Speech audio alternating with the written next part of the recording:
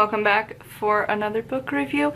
Remember how I said the Ace books for the weekend for June progressively get worse? Maybe the last one will get better. I don't know yet. As of recording this, I don't know.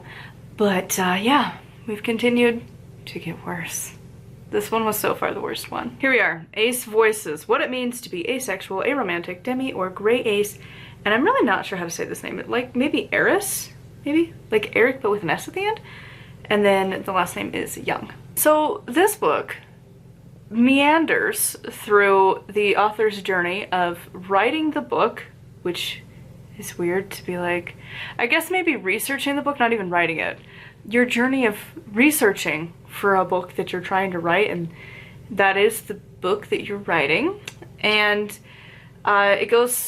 it'll introduce a concept, and then it has these really random short snippet interview answers, and you can never keep track of the people because they're just, I think the author interviewed like, I think they said it was like 26 people, and all of them are represented with initials, and that's it. And you're like, oh my god, why? Just put someone said. That's it. That's it. That's all you need to say.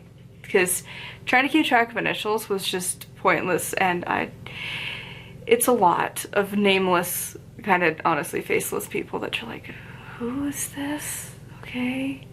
And again, it's only anecdotes that fit the narrative that the author is presenting as they're presenting it. So yeah, I gave it a 2. I really didn't like this book.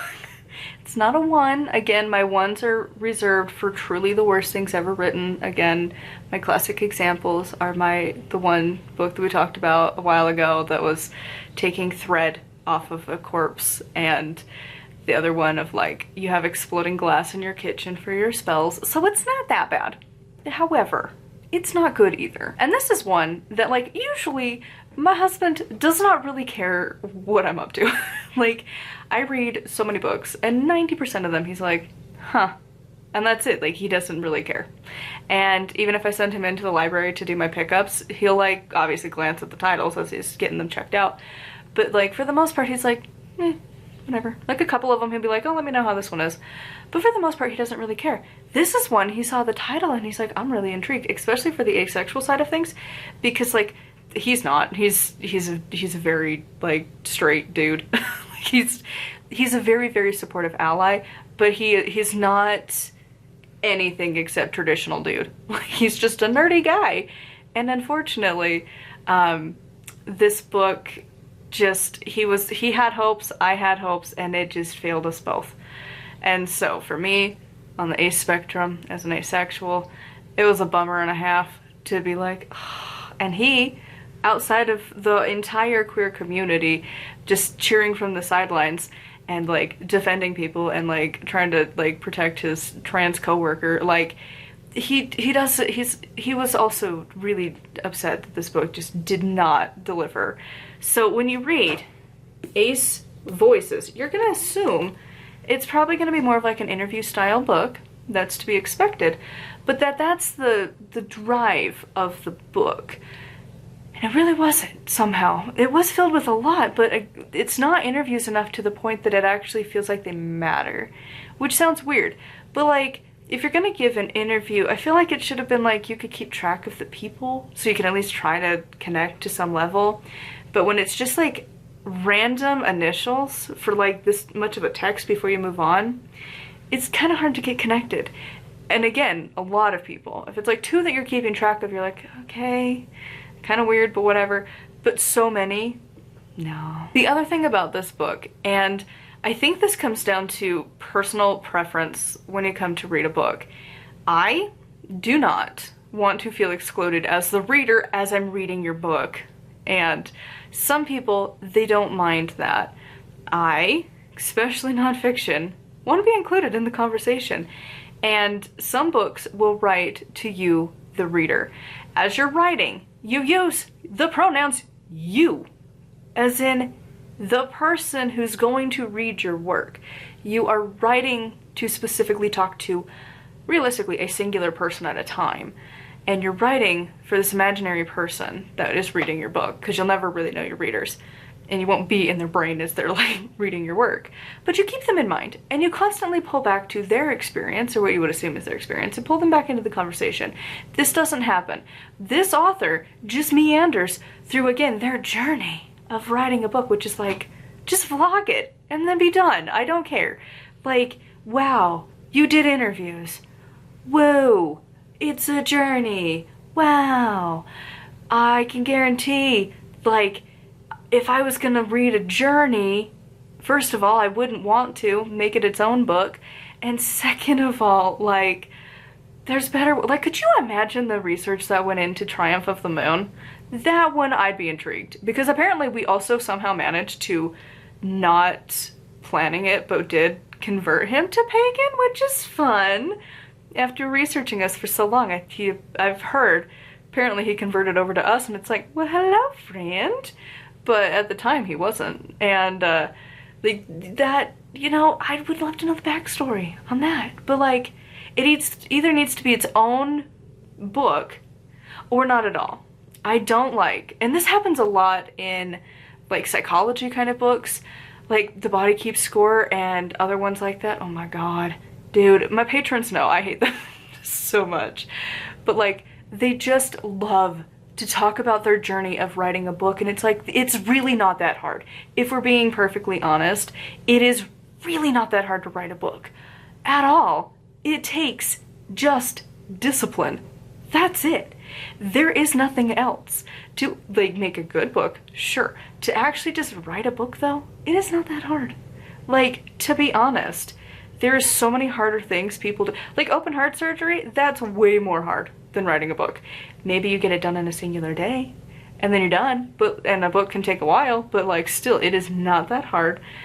And like, I don't know, it feels such like a cop-out to get your word count up if you're just meandering your point by telling the reader about your journey to writing it. Just write it. That is the, it's weird to like writing your journey as you're like, oh my god, I really didn't like that aspect of it, because again, it's not like the reader's included in that journey either.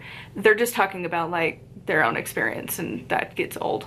A very lot of I statements, and just, oh my god, I don't like it. And the other side is kind of like the Sounds Fake book that we talked about last time for the Sunday videos here, but it's worse. It's so much worse.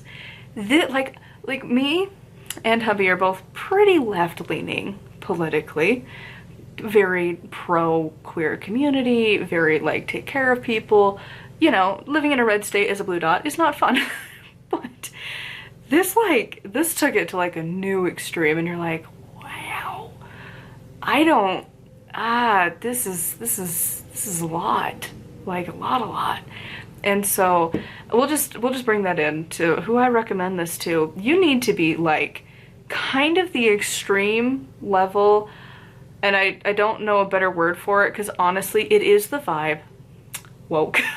Like, it's a very particular set of people, but like you need to be like very, very heavy into that side of like conversation. Nothing is described, nothing is explained, so you need to be on top of those words. You need to be on top of the movements, the beliefs. It's a lot. It is an echo chamber of shouting that you need to be aware of, because they're not going to hold your hand and walk you through what it means. And ironically, it also included that for the ace side of things. It doesn't explain anything at all. And like, again, we wanted to love this, but no, like you really need to be like intermediate level of like queer aware and just in general wokeness. You need to be aware, because it is not going to hold your hand and explain stuff. It's just going to assume, and then just again meander the points and bring up a random concept, mostly from their own experience, and then have it justified by random people's accounts out of, again, the 26 of these random initials to further their point, kinda. And a last final point that I forgot, but it is annoying. Why are the chapters not numbered? It's like the stupidest thing to get mad about, but like, why? Why is there not numbered chapters. It is, like, that started the book off with a weird tone, and I dropped a star for that. Because, like, it's so annoying. I know I could sit there and, like, count out how many chapters, but, like, why, dude? Why do you not have chapters? I don't think that's on the author. I think that's on the publishing house.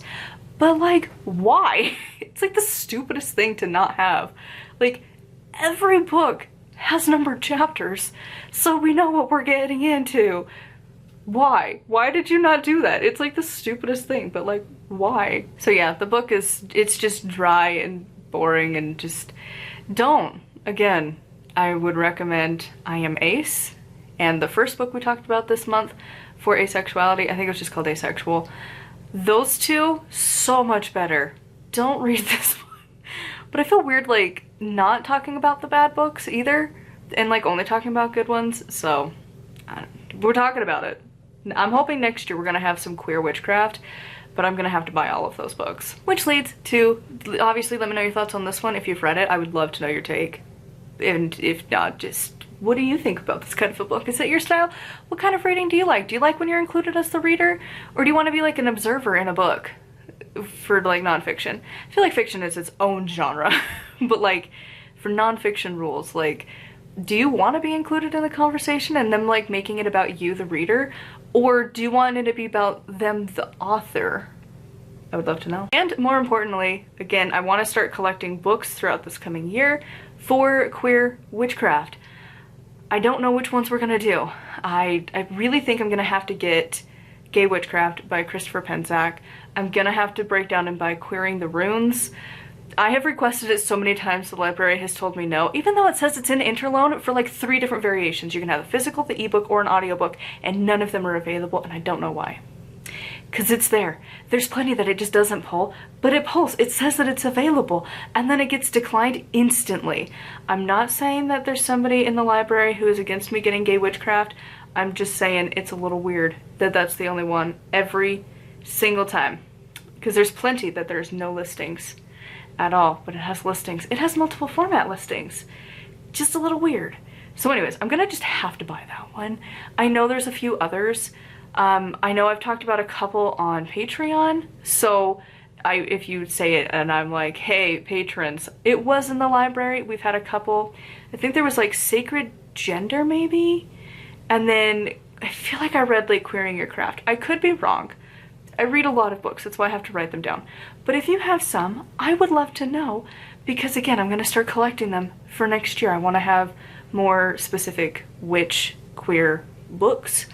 I don't know, maybe by then I'll write an asexual witch book, but I don't know what I would add. I don't know, I go back and forth on it. I have ideas and then I'm like, I don't know, does it need to be a full book?